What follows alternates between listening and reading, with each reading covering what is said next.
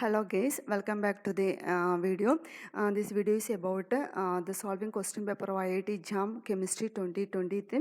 We have already discussed up to 25th question in series 1 video, series 2 video, series 3 video, series 4 video. Here we are going to solve the question number 26 to 30, the video series 5. Let's we can directly go to the question number 26. This is the question number 26. The product X and Y in the following reaction sequence respectively are. ഇത് ബൊറൈൻ chemistry എന്നുള്ള question ആണ്. അപ്പോൾ first step boron trichloride which is treating with the ammonium chloride in benzyl chloride at 150 degrees Celsius. 150 degrees Celsius boron trichloride when it is treating with the ammonium chloride at treat ചെയ്ത് കഴിഞ്ഞാൽ നമ്മൾക്ക് ട്രൈക്ലോറോബൊറാസിനെ കിട്ടാം. B3N3Cl3H3 B3N3Cl3H3. This on reduction with sodium borohydride. Reduction എങ്ങനെയാണെന്ന് വെച്ചാൽ ഈ മൂന്ന് chlorines are replaced by 3 hydrogens from sodium borohydride. Reduction addition of hydrogen and we are getting B3N3H6. അപ്പോൾ ഈ B3N3H6 is known as borazine inorganic benzene. അപ്പോൾ X എന്ന് പറഞ്ഞാൽ B3N3Cl3H3 ആണ്, Y പറഞ്ഞാൽ B3N3H6 ആണ്. The answer is B.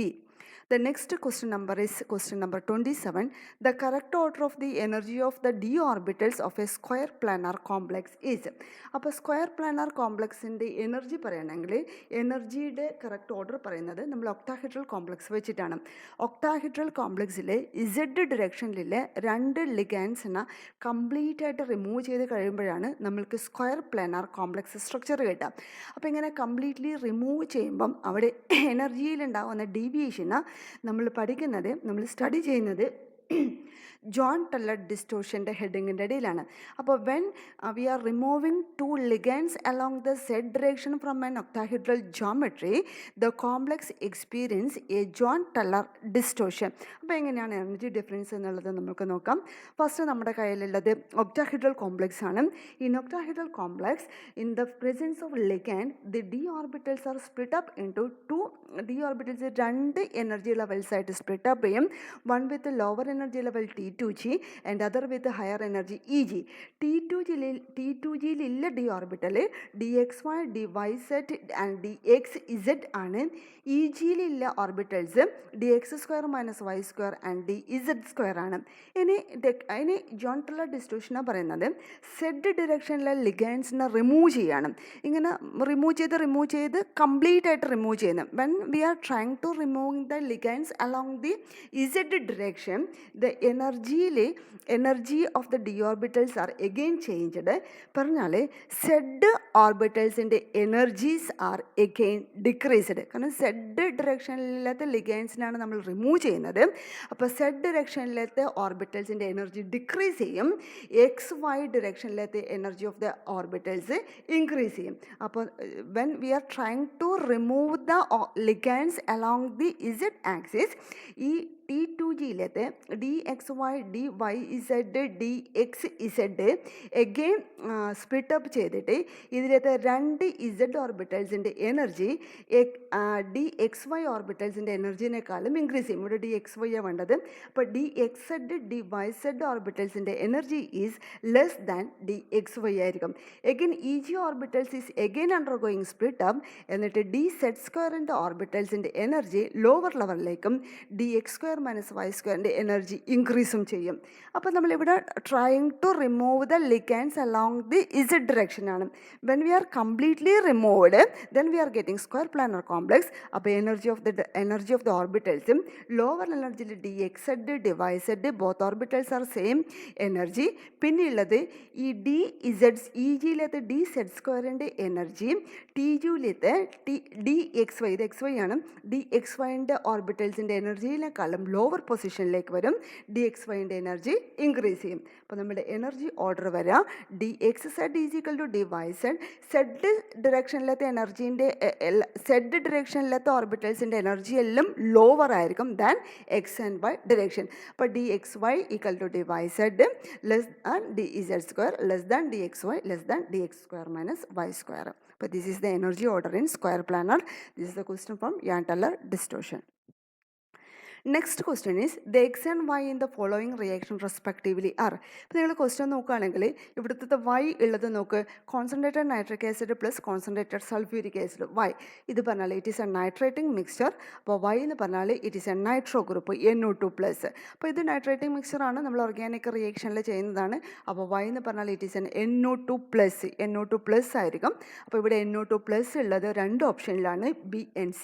അപ്പോൾ നമ്മുടെ answer it may be either B or C. അപ്പോൾ നമ്മൾക്കിത് എങ്ങനെയാണ് സോൾവ് ചെയ്യുന്നുള്ളത് നോക്കാം. അപ്പോൾ ഞാൻ പറഞ്ഞു വൈ പറഞ്ഞാൽ നൈട്രേറ്റിംഗ് മിക്സ്ചറാണ്, വൈ പറഞ്ഞാൽ NO2 പ്ലസ് ആണ്. അപ്പം ഇനി ഫസ്റ്റ് സ്റ്റെപ്പ് എക്സ് എന്താണെന്ന് നോക്കാം. ETOH plus H2SO4. അപ്പോൾ ETOH plus H2SO4 giving x plus H3O plus HSO4 minus.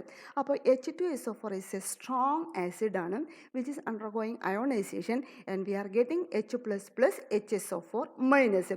ഇനി നമ്മൾ H2SO4 ഇവിടെ രണ്ട് H2SO4 ഉണ്ട്. അപ്പോൾ ഒരു H2SO4 first H2SO4 is undergoing ionisation as H plus and HSO4 minus. Then second sulphuric acid is abstracting the formed H plus ion from the first sulfuric acid and it is converting into H3SO4 plus. H3SO4 plus. അപ്പോൾ 2H2SO4ൻ്റെ ionisation നമ്മൾക്ക് ഇങ്ങനെ എഴുതാം. ഇത് രണ്ടും plus ചെയ്ത് കഴിഞ്ഞാൽ H പ്ലസും H പ്ലസും getting cancelled. H2SO4 H2SO4 2H2SO4 giving HSO4 minus plus H3SO4 plus ആണ് കിട്ടുക. ഇനിയുള്ളത് ETOH ആണ് ionisation, ETO minus plus H plus കിട്ടുക. അപ്പോൾ ETO ഇനി ഇതിനെ രണ്ടിനെയും കൂടെ നമ്മൾ ഈ രണ്ട് 2H2SO4 കിട്ടുന്നത് എന്താണ് അയോണൈസ് ചെയ്യുമ്പോൾ ഉണ്ടാവുക എന്നുള്ളത് നമ്മൾക്ക് മനസ്സിലായി. എത്തനോളിൽ നിന്ന് അയോണൈസ് ചെയ്യുമ്പോൾ എന്താ ഉള്ളത് നമ്മൾക്ക് മനസ്സിലായി. ഇതിന് നമ്മൾ രണ്ടും പ്ലസ് ചെയ്യാണ്.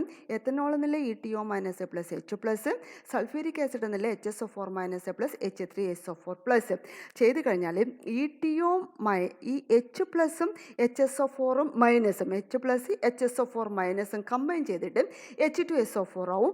ബാക്കിയുള്ളത് ETO minus H3SO4 plus, ETO minus H3SO4 plus.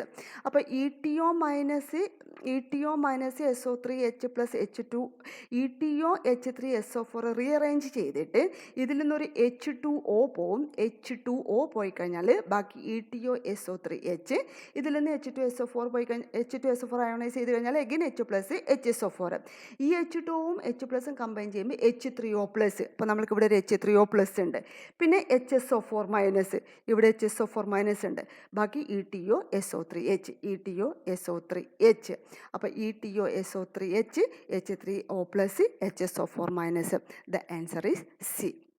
The next question is the correct order of energy level of the molecular orbit of N2 is.